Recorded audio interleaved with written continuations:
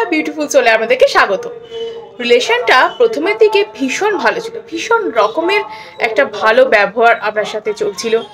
একটা সুন্দর সম্পর্ক যত রকম দিক থেকে হয়, আপনাকে বিভিন্ন রকমভাবে স্পেশাল ফিল করানো, আপনাকে প্যাম্পার করা, দুজনে দুজনের সাথে একদম সেই একটা বলে না যে একটা প্রেমে দুজনের হাবুডুবু খাওয়া সেই ভাবটা ছিল। আপনি ওনার সাথে ভালো টাইম স্পেন্ড করতেন, উনি আপনার সাথে ভালো টাইম স্পেন্ড করতেন, কিন্তু হঠাৎ আপনি দেখছেন যে আপনার প্রতি একটু যেন অন্য রকম বিহেভিয়ার তার হচ্ছে। আপনি কি করে বুঝবেন যে আপনার সাথে তিনি মাইন্ড গেম খেলছেন কিনা? এই লক্ষণগুলো যদি আপনিও দেখেন তাহলে আপনি বুঝবেন অবশ্যই আপনার পার্টনার আপনার সাথে মাইন্ড গেম খেলছে। তো কি কি লক্ষণ এবং কি কি ব্যাপার সেগুলো কিভাবে বুঝবেন যে আপনার সাথে তিনি মাইন্ড গেম খেলছেন কিনা, এবার আমি সেগুলো আলোচনা করতে চলেছি। যখন আপনি দেখবেন যে আপনার সাথে আপনার পার্টনার, আপনি 10টা ফোন করছেন, মানে সারাদিনে বহু ফোন করে যাচ্ছেন, তাও আপনার কলের তিনি রিপ্লাই করার চেষ্টা করছেন না, সবসময় আপনাকে তিনি কাজের অজুহাত দিয়ে যাচ্ছেন, কখনো বা কাজের অজুহাতও দেন না, এবং আপনি হয়তো মেসেজ করছেন বা কোনো কিছু আপনাকে তিনি রিপ্লাই করার প্রয়োজন মনে করছেন না, আপনি দেখছেন তিনি সিন করেছেন বাট কোনো রিপ্লাই তিনি করেননি, এবং এইটা আপনি সাথে দিনের পর দিন হচ্ছে, এবং আপনি দেখছেন যে এই সিচুয়েশনে আপনি শুধু তার খোঁজ খবর নিয়ে যাচ্ছেন, আপনি তার সাথে কথা বলছেন, আপনি চেষ্টা করছেন তার সাথে সম্পর্ক টিকিয়ে রাখার, আর সে এমন একটা ভাব দেখাচ্ছে যেন আপনাকে না থাকলেও আপনি তার জীবনটা চলে যাবে, আপনি সম্পর্কে না থাকলেও আপনার তার চলবে, এরকমই একটা ভাব দেখিয়ে আপনাকে ইগনোর করে চলেছে সমানে। হ্যাঁ, এবার আরও যেটা হয় অনেকের ক্ষেত্রে যে মানে এমন একটা কথা বলেন যে তো তুমি একটা লুজার, তোমার দ্বারা কিছু হবে না, এইরকম সরাসরি অনেকেই এরকমভাবেও অনেককে মানে বলতে থাকেন। আবার আপনি দেখবেন যে আপনাকে ছাড়াও আপনি দেখবেন অনেককে বা এরকম বা অন্য কোনো মানুষকে যদি আপনার মতোই সময় দেন, তিনি আপনার মতোই দেখবেন যে আপনার সাথে তার সাথে দেখা করছে বা কিছু, এবং আপনি সেটা জানতেও পারছেন, আপনি যখনই আপত্তি করছেন সেটাতে তখন সে বলছে যে না, আর তিনি এরম কাজ করেনি, এবং যখন আপনি দেখছেন যে তার সাথে মানে আপনি পছন্দ করছেন না, তার ভাইবসটা আপনার ভালো লাগছে না, সেই পরিচিত ব্যক্তি বা সেই মহিলা বা সেই পুরুষ যিনি হতে পারে হোক না কেন, তার সাথে তার মেলামেশাটা, আপনার পার্টনারের মেলামেশাটা আপনি পছন্দ করছেন না, তখন সে কিন্তু নানা বাহানায় আপনার সাথে ঝগড়া করার চেষ্টা করছে, আপনার ওপর মিসবিহেভ করছে, আপনার সাথে নানাভাবে বোঝানোর চেষ্টা করছে, এবং একটা এমন ভাব যে আপনি না থাকলেও তার চলবে, এবং আপনি ছাড়াও তার হাতে নানান রকমের অপশন আছে, এবং সে এটাকে যে কোনো অপশন সে চুজ করতে পারে, এরকম একটা ব্যাপার, মানে আপনার যেন কোনো দামই নেই এই রিলেশনশিপে। তার ইচ্ছে হলে সে ফোন ধরে, তার ইচ্ছে হলে সে ফোন ধরে না, যখন ইচ্ছে যে কোনো একটা কথা কাটাকাটি হলো কি হলো না, কোনো একটা কিছু হয়েছে কি হয়নি, সে আপনাকে ব্লক করে দিল, এবং কিছুতেই আনব্লক করে না। আপনি ভেবে ভেবে পাগল হচ্ছেন যে কি হয়েছে এই সিচুয়েশন, তার কেন এরকম করেছে আপনার সাথে, আপনার কি আপনার মধ্যে কমতি আছে বা কিছু, আপনি কি এমন অপরাধ করেছেন যে তার সাথে সে এরকম একটা ব্যবহার করছে, আপনি তো তাকে ভালোবাসেন, সে তো আপনার সাথে মাইন্ড গেমটা খেলছে, তাই আপনাকে সে নানান রকমভাবে এইভাবে উত্ত্যক্ত করে চলেছে, এবং আপনার সাথে মনের একটা এমন খেলা খেলে চলেছে যে আপনি সেই খেলার প্যাচে পড়ে যাচ্ছেন। এবং ব্যাপারটা কি হচ্ছে জানেন তো, সে যখন ফিরছে, সে যখন আনব্লক করছে ফাইনালি, তখন 2-4 দিন বাদে আপনাকে যখন আনব্লক করছে, তখন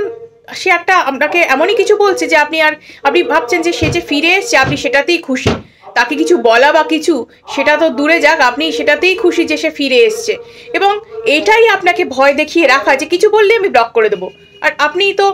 ওনাকে ভালোবাসেন, যেহেতু ওনার প্রতি আপনার ইমোশনাল অ্যাটাচমেন্টটা এত বেশি যে আপনি ওনাকে কিছু বারণও করতে পারেন না, আপনি ওনার কোনো ব্যবহারের প্রতিবাদ করতে পারেন না, কারণ আপনার সবসময় ভয় যে আপনি যদি তাকে কিছু বলেন সে আপনাকে ছেড়ে দিয়ে চলে যাবে, এবং এই ভয়টাই আপনাকে দেখিয়ে রেখেছে সে সারাক্ষণ যে আপনাকে ছেড়ে চলে যাবে, এবং এটাই কিন্তু তার মানে কি বলবো যে তার এই মাইন্ড গেম যে খেলা বা একটা টক্সিক রিলেশনশিপ বলুন বা একটা মাইন্ড গেম খেলার যে কষ্ট দেওয়ার যে একটা বাজে মানসিকতা, এটা তার মধ্যে রয়েছে, কারণ সে আপনাকে কন্ট্রোল করতে চায়, সব দিক থেকে আপনাকে কন্ট্রোল করতে চায়। তাই আপনার সাথে যদি এইরকম ঘটনা ঘটে আপনাকে কিন্তু সাবধান হতে হবে, ইনসিকিওর ফিল করাচ্ছে রিলেশনশিপে, যে